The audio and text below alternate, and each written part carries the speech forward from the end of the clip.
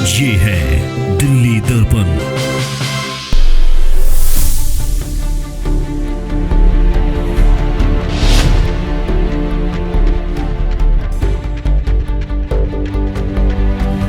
ये नाराजगी मेरी विधायक जी से भी है।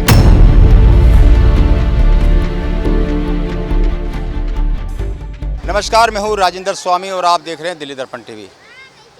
अशोक विहार वार्ड में दिल्ली नगर निगम उपचुनाव में तीनों पार्टियों ने पूरी जान लगा रखी है और कुछ नाराज़गियाँ भी हर पार्टी में रहती हैं, तो ऐसी नाराज़गी रही है आम आदमी पार्टी में भी। यहाँ से टिकट मांगने वालों की कतार में विकास गोयल को टिकट मिली है, उनकी वाइफ को टिकट मिली है, लेकिन टिकट मांगने वालों में और भी बहुत सारे आम आदमी पार्टी के कार्यकर्ता थे। खुद विधायक अपनी पत्नी के लिए मांग रहे थे। हमारे साथ मेघा मिश्रा हैं, ये भी एक दावेदार थी, ये भी टिकट मांग रही थी, लेकिन पार्टी ने टिकट नहीं दिया और उसके बाद से ये निर्दलीय मैदान में है। ये देख रहा हूँ, मैं आपको दिखाना चाहूँगा, ये इनका पोस्टर है और बैलेट नंबर 4 टॉर्च के निशान से खड़ी होती। अगर ये टॉर्च थोड़ी जली हुई होती तो शायद और ज़्यादा फ़ायदा मिल जाता। मेगा क्यों मन में आया इतना दुख कि चुनाव में खड़े हो गए? क्या मकसद है?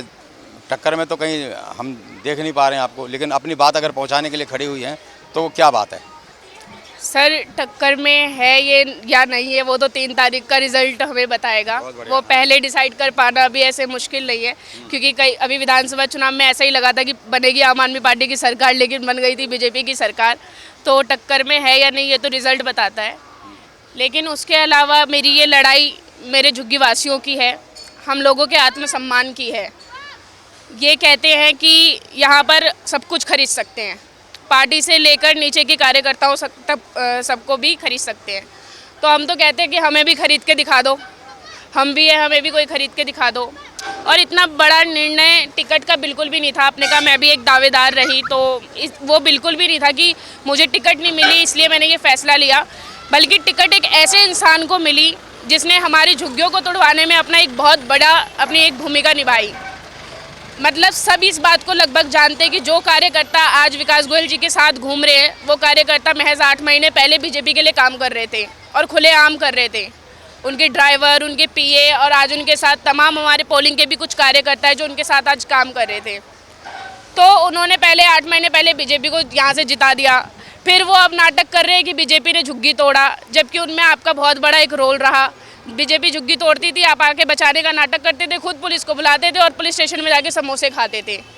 तो वो अब आपका मकसद उसको हराना है या कुछ, मतलब हमारे को भी जीत? मेरा मकसद है चाचा भतीजे की जोड़ी को जनता के सामने लाना। अच्छा। ये जो बीजेपी और आम आदमी के अंदर आकर ये कैंडिडेट ये दिखाने की कोशिश कर रहे हैं कि हम जनता की लड़ाई लड़ रहे हैं, ये बिल्कुल सरासर झूठ है। सबको बेवकूफ़ खुलेआम बनाया जा रहा है। दोनों की आपसी मिली, वो तो सामने खूब जम के वार हो रहे हैं, वो उसको बेईमान कह रहे हैं, वो इसको बेईमान कह रहे हैं। अभी हाँ नहीं सर, ये सिर्फ अभी वजीरपुर के चौपाल में हमने देखा, कुछ वीडियो भी सामने आ रहे हैं, दोनों एक दूसरे पर हमले कर रहे हैं। इनका सर ये एक ही है, हमले करते हैं, लेकिन उसके साथ ये एक बात भी बोलते हैं, चाहे जीते कोई भी, राज बीजेपी का ही चलेगा। अच्छा चलो कोई बात नहीं, एक दुख तो आपको पार्टी का कि एक ऐसे इंसान को टिकट दिया। वो सारे इंसान को टिकट दी, महिलाओं के साथ बदसलूकी करने तो पार्टी से नाराज है ना? पार्टी से नाराज मैं हूँ, बिल्कुल हूँ। एक ऐसे इंसान को टिकट देना जिनको उन्होंने खुद नोटिस दिया था कि वो महिलाओं के साथ मारपीट करते हैं, बदसलूकी करते हैं, उनको टिकट दिया। और शिक्षित बच्चे मेरे विधायक भी पार्टी से नाराज होंगे, जो राजेश गुप्ता है पूर्व विधायक।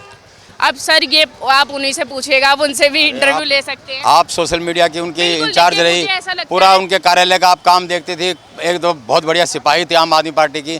अब वो कहीं अगर नज़र नहीं आ रहे हैं चुनाव प्रचार में, न वो आपके साथ नज़र आ रहे हैं, न मेघा मिश्रा के साथ नज़र आ रहे हैं, टॉर्च के साथ नज़र आ रहे हैं, तो नाराज़ तो हैं ही ना? बिल्कुल होना चाहिए उनको भी नाराज़, और वो हैं भी, क्योंकि ये जो महिलाओं के साथ बदसलूकी का हुआ था वो उनकी उपस्थिति में ही हुआ था, जब कांवड़ शिविर में ऐसा हुआ था और पार्टी ने विकास गोयल को नोटिस दिया था कि महिलाओं के साथ उन्होंने बदसलूकी की। आज सारे ही इस मतलब कार्यकर्ता चाहे पार्टी की मजबूरी में नाराजगी तो दिखाने का मौका तो यही है ना, खुल करके आने चाहिए, उनको करना चाहिए सर।